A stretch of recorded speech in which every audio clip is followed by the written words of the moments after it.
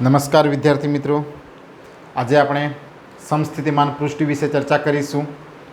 સમસ્થિતિમાન પૃષ્ઠ કોને કહેવામાં આવે છે? સમસ્થિતિમાન એટલે કે જ્યાં વિદ્યુત સ્થિતિમાનનું મૂલ્ય એક સમાન હોય. સમસ્થિતિમાન એટલે કે જ્યાં વિદ્યુત સ્થિતિમાનનું મૂલ્ય એક સમાન હોય. તો આપણે સમસ્થિતિમાનની વ્યાખ્યા જોઈ લઈએ કે જે પૃષ્ઠ પરના બધા બિંદુઓએ વિદ્યુત સ્થિતિમાનનું મૂલ્ય એક સમાન હોય તેમને સમસ્થિતિમાન પૃષ્ઠ કહેવામાં આવે છે. જે પૃષ્ઠ પરના એટલે ધારો કે આપણી પાસે આ પૃષ્ઠ છે, આ એક પૃષ્ઠ છે, તો આ પૃષ્ઠ પર બધી જ જગ્યાએ એટલે કે જે પૃષ્ઠ પરના બધા બિંદુઓએ, બરાબર, આ આખું પૃષ્ઠ છે, તો આ પૃષ્ઠ પર તમે કોઈ પણ જગ્યાએ જોશો તો આ પૃષ્ઠ પરના બધા બિંદુઓએ વિદ્યુત સ્થિતિમાનનું મૂલ્ય આપણને એક સમાન મળશે. તો આપણે એને કહી શકીએ સમસ્થિતિમાન પૃષ્ઠ છે એમ કહી શકીએ. ધારો કે અહીં આપણને મળશે +5 વોલ્ટ, બરાબર, તો અહીં +5 વોલ્ટ જોવા મળે, તો આખા પૃષ્ઠ ઉપર આપણને +5 વોલ્ટ મળશે, બરાબર, જેને કહેવામાં આવે છે સમસ્થિતિમાન પૃષ્ઠ કહેવામાં આવે છે. તો હવે જોઈએ, પ્રથમ જોઈએ આપણે એકલ બિંદુવત વિદ્યુત ભારથી ઉદ્ભવતું વિદ્યુત સ્થિતિમાન. એકલ બિંદુવત વિદ્યુત ભારથી ઉદ્ભવતું વિદ્યુત સ્થિતિમાનની અંદર આપણે સમસ્થિતિમાન પૃષ્ઠ જોવાનું છે. હવે એકલ બિંદુવત વિદ્યુત ભાર હોય તો એની જે વિદ્યુત ક્ષેત્ર રેખાઓ હશે એ આપણને 3D સ્પેસમાં જોવા મળશે. અહીં આપણને 2D સ્પેસમાં જોયેલી છે, બરાબર. તો એકલ બિંદુવત વિદ્યુત ભારથી ઉદ્ભવતું વિદ્યુત સ્થિતિમાનનું સૂત્ર V = 1/4πε0 Q/R થશે, બરાબર. હવે વિદ્યાર્થી મિત્રો, સમસ્થિતિમાન પૃષ્ઠની અંદર પ્રથમ તો આપણે એ યાદ રાખવાનું છે કે વિદ્યુત ક્ષેત્ર રેખાઓ જે હશે એ હંમેશા પૃષ્ઠને પરપેન્ડિક્યુલર હશે. પૃષ્ઠને પરપેન્ડિક્યુલર હશે એટલે કે પૃષ્ઠને લંબ આપણને મળશે આ રીતના.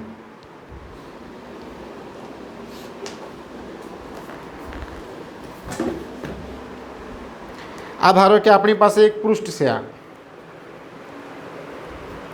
બરાબર. તો આ પૃષ્ઠ પર આપણને વિદ્યુત ક્ષેત્ર રેખાઓ આવી રીતના લંબ મળશે, બરાબર, હંમેશા પરપેન્ડિક્યુલર હશે. પછી સ્પેરિકલ સાઇઝમાં હોય તો કંઈ નહીં, આ સ્પેરિકલ છે, બરાબર. એકલ બિંદુવત વિદ્યુતભાર માટે આપણને આ સ્પેરિકલ જોવા મળશે, એકલ બિંદુવત વિદ્યુતભાર માટે. તો ધારો કે સ્પેરિકલ હશે તો પણ વિદ્યુત ક્ષેત્ર રેખાઓ આ પૃષ્ઠને આપણને કેવી મળશે? અહીં લંબ મળશે એમ આપણે કહી શકીએ. એટલે કે જ્યારે આપણને એકલ બિંદુવત વિદ્યુતભાર મળશે ત્યારે વિદ્યુત ક્ષેત્ર રેખાઓ આપણને આ 2D સ્પેસમાં છે અત્યારે આપણી પાસે, બરાબર. તો વિદ્યુત ક્ષેત્ર રેખાઓ જે હશે, જો ધન વિદ્યુતભાર હોય તો વિદ્યુત ક્ષેત્ર રેખાઓ ત્રિજ્યાવર્તી બહારની તરફ હશે, અને જો ઋણ વિદ્યુતભાર હશે તો વિદ્યુત ક્ષેત્ર રેખાઓ ત્રિજ્યાવર્તી અંદરની તરફ હશે. તો હવે આ વિદ્યુત ક્ષેત્ર રેખાઓ જે છે આ સ્પેરિકલ જે સાઇઝ છે એટલે કે આ ગોળાકાર વર્તુળ છે, બરાબર. તો આ ગોળાકાર સપાટીને હંમેશા કેવી આપણને મળતી હોય છે? પરપેન્ડિક્યુલર છે. જુઓ અહીં આ ગોળાકાર સપાટીને વિદ્યુત ક્ષેત્ર રેખાઓ પરપેન્ડિક્યુલર છે, બરાબર. એટલે કે સમસ્થિતિમાન પૃષ્ઠની અંદર વિદ્યુત ક્ષેત્ર રેખાઓ જે હશે એ આપણને એ પરપેન્ડિક્યુલર મળે છે એમ આપણે કહી શકીએ. અને Vનું જે મૂલ્ય જશે એ 1/R મુજબ આપણને વધારો અથવા ઘટાડો મળે છે એમ આપણે કહી શકીએ. જો અંતર વધતું જશે તો વિદ્યુત સ્થિતિમાનમાં ઘટાડો થતો જશે. એટલે કે જેમ જેમ આ અંતરમાં વધારો જોવા મળશે આપણને, અહીં આ અંતરમાં વધારો જોવા મળશે તેમ તેમ સ્થિતિમાનમાં આપણને ઘટાડો જોવા મળશે. અને જેમ અંતર ઘટતું જશે તેમ આપણને સ્થિતિમાનમાં વધારો જોવા મળશે. એટલે કે ધારો કે આપણે માની લઈએ ઉદાહરણ તરીકે, જો નજીકનું આ નજીકનું છે, બરાબર, આ સમસ્થિતિમાન પૃષ્ઠ 1 છે, પછી આપણે કહી શકીએ આ બીજું સમસ્થિતિમાન પૃષ્ઠ છે એમ કહી શકીએ, પછી આ ત્રીજું છે. તો પ્રથમ જે છે સમસ્થિતિમાન પૃષ્ઠ, તો અહીં આપણે વોલ્ટેજ નક્કી કરીએ તો 70 વિદ્યુત સ્થિતિમાન જોવા મળે છે આપણે કહી શકીએ ઉદાહરણ તરીકે. ત્યાર પછી આપણને અહીં 50 મળે છે એમ કહી શકીએ, અને ત્યાર પછી અહીં આપણને +30 વોલ્ટ મળે છે એમ કહી શકીએ. એટલે કે વિદ્યુત સ્થિતિમાનમાં આપણને અંતર સાથે ઘટાડો જોવા મળે છે, અને જેમ નજીક જઈએ તેમ વિદ્યુત સ્થિતિમાનમાં વધારો જોવા મળે છે. અને વિદ્યુત સ્થિતિમાનની જે વિદ્યુત ક્ષેત્ર રેખાઓ જે છે એ વિદ્યુત ક્ષેત્ર રેખાઓ સમસ્થિતિમાન પૃષ્ઠને હંમેશા લંબ હોય છે. એ આપણે ચર્ચા કરી એકલ બિંદુવત વિદ્યુતભાર માટે. અને જો વિદ્યુત સ્થિતિમાનનું મૂલ્ય જો આ સમસ્થિતિમાન પૃષ્ઠ ઉપર આપણને એક સમાન મળતું હોય વિદ્યાર્થી મિત્રો, તો અહીં સ્થિતિ ઉર્જાનું મૂલ્ય પણ આપણને કેવું જોવા મળશે? એક સમાન મળે છે. એટલે કે જ્યારે વિદ્યુતભારને આ સમસ્થિતિમાન પૃષ્ઠ ઉપર જ્યારે ગતિ કરાવવામાં આવે, આ સમસ્થિતિમાન પૃષ્ઠ ઉપર જ્યારે વિદ્યુતભારની ગતિ કરાવવામાં આવે તો કોઈ કાર્ય કરવું પડતું નથી. એટલે કે થતું કાર્ય આપણને કેટલું મળશે? 0 મળશે. અને જ્યારે કાર્ય 0 મળતું હોય તો આપણે કહી શકીએ કે વિદ્યુત સ્થિતિ ઉર્જા એટલે કે પોટેન્શિયલ એનર્જી એ આપણે કહી શકીએ કે પોટેન્શિયલ એનર્જીમાં પણ આપણને કોઈ વધારો ઘટાડો જોવા મળતું નથી. એટલે કે પોટેન્શિયલ એનર્જી પણ એની કેવી રહે છે? અચળ રહે છે એમ કહી શકીએ. પોટેન્શિયલ એનર્જી પણ અચળ રહે છે અને વિદ્યુત સ્થિતિમાનનું મૂલ્ય પણ આપણને આ અચળ મળે છે એમ કહી શકીએ. એટલે કે આ સમસ્થિતિમાન પૃષ્ઠ છે, બરાબર. આ એક સમસ્થિતિમાન પૃષ્ઠ છે, આ બીજું સમસ્થિતિમાન પૃષ્ઠ છે. તો આ પૃષ્ઠ ઉપર ધારો કે વિદ્યુત સ્થિતિમાન V1 હોય તો અહીં આપણને એક સમાન જોવા મળશે વિદ્યુત સ્થિતિમાન. ત્યાર પછી આ બીજું સમસ્થિતિમાન પૃષ્ઠ છે V2, બરાબર. તો અહીં આપણને V અચળ જોવા મળશે. એટલે કે +5 વોલ્ટ હોય તો +5 વોલ્ટ જ જોવા મળશે. પ્લસ ધારો કે અહીં 2 વોલ્ટ હોય તો આપણે કહી શકીએ અહીં આપણને +2 વોલ્ટ જ જોવા મળે છે. એટલે કે વિદ્યુત સ્થિતિમાન અચળ હોય છે એમ કહી શકીએ, બરાબર. તો તેવી જ રીતના અહીં આપણને વિદ્યુત સ્થિતિ ઉર્જા પણ આપણને અચળ મળે છે. એટલે કે વિદ્યુત સ્થિતિ ઉર્જામાં પણ કોઈ ફેરફાર જોવા મળતો નથી, કારણ કે વિદ્યુતભારને ગતિ કરાવવા માટે આપણને કોઈ કાર્યની જરૂર પડતી નથી સમસ્થિતિમાન પૃષ્ઠની અંદર. ત્યાર પછી આ સમતલ છે, બરાબર. આ સમાંતર સમતલો આપેલા છે આપણી પાસે 1, 2 અને 3 અને એની અંદર આ સમાન વિદ્યુત ક્ષેત્ર છે. તો એની અંદર પણ આપણે કહી શકીએ કે જ્યારે સમાન વિદ્યુત ક્ષેત્ર હોય, સમાન વિદ્યુત ક્ષેત્ર અને એ સમતલ આપેલું હોય તો ત્યાં પણ આપણે કહી શકીએ કે દરેક સમતલ ઉપર આપણને વિદ્યુત સ્થિતિમાનનું મૂલ્ય એક સમાન જોવા મળશે. અહીં V1 છે, અહીં V2 છે અને અહીં V3 છે, બરાબર. તો હવે આ V1 અને V2 વચ્ચેનું જેટલું અંતર હશે એટલે કે V1 - V2 અંતર હશે તેટલું જ અંતરે V2 - V3 હશે. એટલે કે આ બંને ઇક્વિ ડિસ્ટન્સ હશે. આ જેટલા અંતરે આવેલા હશે તેટલા જ આ અંતરે આવેલા હશે સમતલો, બરાબર. આ સમાંતર સમતલો V2 અને V3 સમાંતર સમતલો જેટલા અંતરે આવેલા હશે એટલે કે V2 - V3 હશે તેટલા જ અંતરે આપણે કહી શકીએ V1 - V2 હશે એમ આપણે કહી શકીએ. એટલે કે સમાન વિદ્યુત ક્ષેત્રમાં સમતલની સાથે વિદ્યુત ક્ષેત્ર રેખાઓ આપણને કેવી મળશે? લંબ મળે છે એમ કહી શકીએ.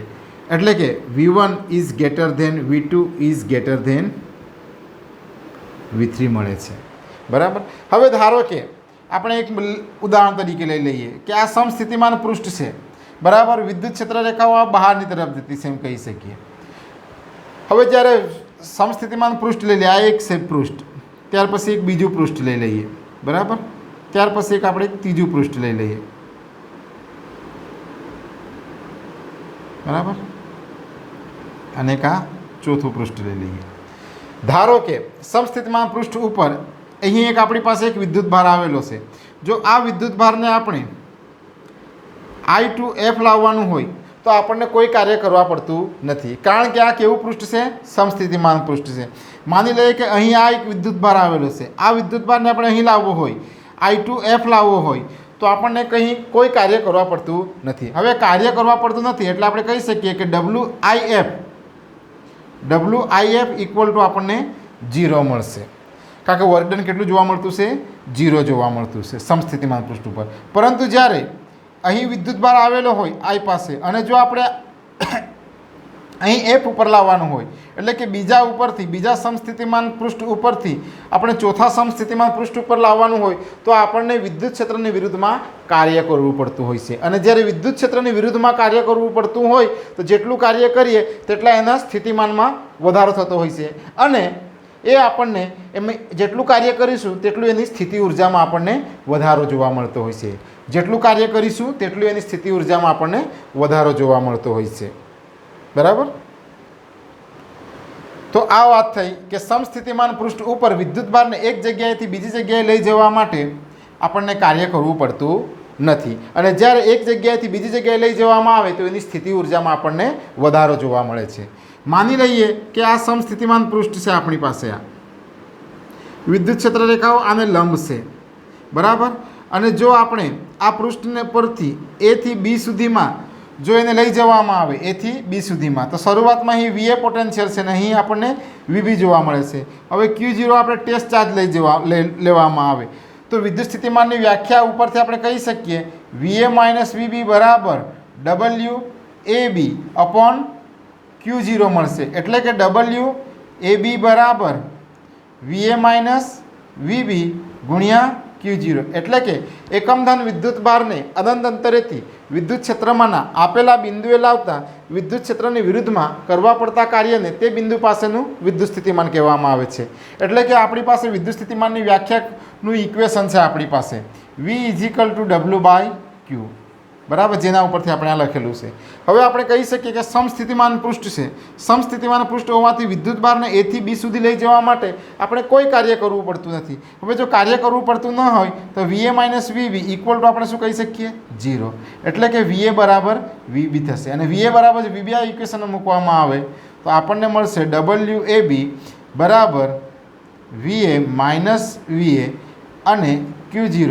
એટલે કે ઇમ્પ્લાઇઝ ધેટ કરીને લખી શકીએ ડબલ્યુ એ બી બરાબર 0. એટલે કે થતું કાર્ય કેટલું જોવા મળે છે? શૂન્ય મળે છે એમ આપણે કહી શકીએ, બરાબર. ત્યાર પછી વિદ્યુત ડાયપોલના સમસ્થિતિમાન પૃષ્ઠો. વિદ્યુત ડાયપોલના સમસ્થિતિમાન પૃષ્ઠો. હવે આ ડાયપોલ આપેલો છે વિદ્યાર્થી મિત્રો, તો માઇનસ અને પ્લસ વિદ્યુત ભાર છે. તો ધન વિદ્યુત ભારમાંથી વિદ્યુત ક્ષેત્ર રેખાઓ ક્યાં એન્ટર થતી હોય છે? ઋણ વિદ્યુત ભારમાં, બરાબર. તો ડાયપોલની અંદર આ આપણને આ સર્કલ જોવા મળતા હશે. સર્કલ એટલે કે આ સમસ્થિતિમાન પૃષ્ઠો છે. આ આપણને સમસ્થિતિમાન પૃષ્ઠો છે. તમે અહીં જોશો તો અહીં જે સમસ્થિતિમાન પૃષ્ઠો નજીક આવેલા છે, અહીં પણ સમસ્થિતિમાન પૃષ્ઠો નજીક આવેલા છે. જ્યારે આ બાજુથી આપણે જોવા જઈએ ડાબી બાજુથી તો સમસ્થિતિમાન પૃષ્ઠમાં આપણને થોડું વધારે અંતર જોવા મળે છે અને આ જમણી બાજુથી પણ આપણને સમસ્થિતિમાન પૃષ્ઠમાં વધારે અંતર જોવા મળતું છે, બરાબર. તો વિદ્યાર્થી મિત્રો આપણે એમ કહી શકીએ કે જ્યાં વિદ્યુત ક્ષેત્ર પ્રબળ હશે, એટલે કે જ્યાં વિદ્યુત ક્ષેત્ર પ્રબળ હશે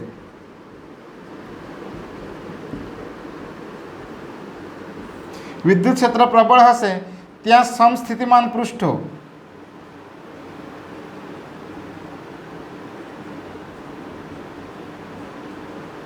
એકબીજાની નજીક હશે એમ આપણે કહી શકીએ. એટલે કે અહીં વિદ્યુત ક્ષેત્ર રેખા ધન વિદ્યુત ભારમાંથી નીકળતી ને ઋણ વિદ્યુત ભારમાં અંત પામે છે, બરાબર. તો અહીં આપણને ફિલ્ડ જોવા જઈએ તો ફિલ્ડ પ્રબળ છે, એટલે કે વિદ્યુત ક્ષેત્ર અહીં પ્રબળ છે. વિદ્યુત ક્ષેત્ર પ્રબળ હોવાથી સમસ્થિતિમાન પૃષ્ઠો એકબીજાની ખૂબ જ નજીક આવેલા છે, જુઓ, બરાબર. જ્યારે અહીં વિદ્યુત ક્ષેત્ર રેખાઓ બહારની તરફ જતી હોય છે, બરાબર, બાજુમાં કોઈ વિદ્યુત ભાર નથી, અહીં પણ કોઈ વિદ્યુત ભાર નથી, બરાબર. તો અહીં જુઓ કે વિદ્યુત ક્ષેત્ર રેખાઓ દૂર દૂર આવેલી છે, દૂર દૂર આવેલી છે, બરાબર. એટલે કે વિદ્યુત ક્ષેત્ર નબળું છે એમ આપણે કહેવામાં આવે, વિદ્યુત ક્ષેત્ર વીક છે એમ કહેવામાં આવે, ફિલ્ડ વીક છે, બરાબર. હવે વિદ્યુત ક્ષેત્ર નબળું હોવાથી અહીં સમસ્થિતિમાન પૃષ્ઠો જે છે એ એકબીજાથી થોડા દૂરના અંતરે આવેલા છે, એકબીજાથી થોડા દૂરના અંતરે આવેલા છે. જ્યારે જ્યાં વિદ્યુત ક્ષેત્ર ખૂબ પ્રબળ હોય છે ત્યાં સમસ્થિતિમાન પૃષ્ઠો એકબીજાની ખૂબ જ નજીક આવેલા હોય છે એમ આપણે કહી શકીએ કે જે વિદ્યુત ડાયપોલ માટેના સમસ્થિતિમાન પૃષ્ઠો છે. ત્યાર પછી જોઈશું બે સમાન ધન વિદ્યુત ભારોના સમસ્થિતિમાન પૃષ્ઠો. બે સમાન ધન વિદ્યુત ભારોના સમસ્થિતિમાન પૃષ્ઠો તો બંને પ્લસ અને બંને પ્લસ વિદ્યુત ભારો આવેલા છે, બરાબર. હવે જોવા જઈએ તો આ પ્લસ અને પ્લસ એટલે કે જ્યારે અહીંથી વિદ્યુત ક્ષેત્ર રેખાઓ બહાર નીકળશે તો એકબીજા સાથે અપાકર્ષણ અનુભવશે, આવી રીતના. એટલે કે ધારો કે આમાંથી આ ફિલ્ડમાંથી જ્યારે વિદ્યુત ક્ષેત્ર રેખાઓ બહાર નીકળશે, બરાબર, આ ફિલ્ડમાંથી જ્યારે વિદ્યુત ક્ષેત્ર રેખાઓ અહીં બહાર નીકળશે તો આપણે કહી શકીએ કે બંને એકબીજા સાથે અપાકર્ષણ અનુભવશે આ વિદ્યુત ક્ષેત્ર રેખાઓ. હવે જ્યારે વિદ્યુત ક્ષેત્ર રેખાઓ અપાકર્ષણ અનુભવતી હોય તો આ વિસ્તારમાં વિદ્યુત ક્ષેત્ર આપણને વીક મળશે, બરાબર. જ્યારે અહીં વિદ્યુત ક્ષેત્ર રેખાઓ બહારની તરફ જતી હોય છે, બરાબર, એટલે કે અપાકર્ષણ થતું નથી, એટલે અહીં આપણને વિદ્યુત ક્ષેત્ર પ્રબળ મળશે. બરાબર, એટલે કે બહારની તરફ વિદ્યુત ક્ષેત્ર આપણને પ્રબળ મળશે, જ્યારે અંદર વિદ્યુત ક્ષેત્ર આપણને નબળું મળશે, એટલે કે વીક મળશે, ફિલ્ડ વીક હશે. હવે અંદર ફિલ્ડ વીક હોવાથી કેમ વીક છે? કારણ કે બંને વિદ્યુત ક્ષેત્ર રેખાઓ વચ્ચે અપાકર્ષણ થતું હોય છે, જેના કારણે અહીં આપણને ફિલ્ડ વીક મળે છે.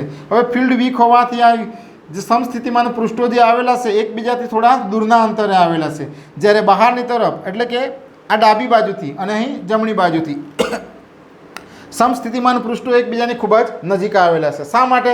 કારણ કે અહીં વિદ્યુત ક્ષેત્ર પ્રબળ છે અને અહીં પણ વિદ્યુત ક્ષેત્ર પ્રબળ છે, એમ આપણે કહી શકીએ. ઉદાહરણ તરીકે આપણે જોઈ શકીએ કે આ જે સમસ્થિતિમાન પૃષ્ઠ આવેલું છે, બરાબર, અહીં 30 વોલ્ટેજ છે. જેમ નજીક જઈએ તો આપણને 50 વોલ્ટેજ મળે છે અને જેમ નજીક જઈએ તેમ આપણને 70 મળે છે. વિદ્યાર્થી મિત્રો, અહીં એક ખાસ જાણવા જેવું છે કે આ જે સમસ્થિતિમાન પૃષ્ઠ છે, અહીં તમે જોશો ધ્યાનપૂર્વક તો આ સમસ્થિતિમાન પૃષ્ઠ જે છે આ, બરાબર, આ સમસ્થિતિમાન પૃષ્ઠને 8 શેપ ઇક્વિપોટેન્શિયલ સરફેસ કહેવામાં આવે છે, એમ આપણે કહી શકીએ. 8 શેપ, 8 આકારનો હોવાથી 8 જેવો બનતો હોવાથી આ 8 બનતો હોય છે, તેથી આને આપણે એને કહી શકીએ 8 શેપ્ડ સમસ્થિતિમાન પૃષ્ઠ છે, એમ આપણે કહી શકીએ. એટલે કે 8 આકારનો સમસ્થિતિમાન પૃષ્ઠ છે, એમ આપણે કહી શકીએ. બરાબર, જે આપણે ચર્ચા કરી સમસ્થિતિમાન પૃષ્ઠની ચર્ચા કરી, એટલે કે 8 શેપ સમસ્થિતિમાન પૃષ્ઠ છે, એમ કહી શકીએ. Thank you.